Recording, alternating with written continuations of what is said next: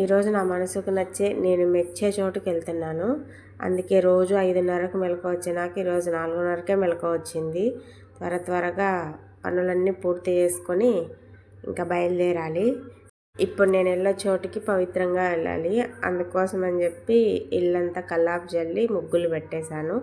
కసువులు నూకి ఇంకా బండలు దుడిచేసుకొని వెళ్ళాలి. ఆయనేమో తోడు దగ్గరికి వెళ్ళాడు. వచ్చేలోపు నేను రెడీ అయ్యి ఉండాలి, లేదంటే ఆయన త్వరగా రెడీ అయ్యి తొందర పెట్టేస్తాడు. అందుకని ఇక్కడ నేను రెడీ అయిపోయాను.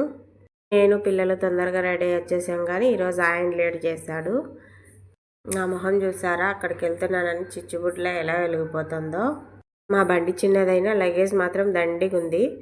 లగేజ్ అంతా మేడం మా బండికి మా ఆయనకి కష్టమేమో, కానీ ఇప్పుడు నేనున్న ఆనందంలో నాకు పెద్ద కష్టం అనిపించలేదు. ఎక్కువ లగేజ్ అయినా తక్కువ లగేజ్ అయినా అందరం ఈ బండిలోనే వెళ్ళాలనుకున్నాం కాబట్టి తప్పదు. మేము నలుగురం కలిసి బైక్లో వెళ్ళి చాలా రోజులైంది. చాలా రోజుల తర్వాత ఇలా వెళ్తున్నాము. అందుకు నా సంతోషం ఇంకా డబుల్ అయిపోయింది.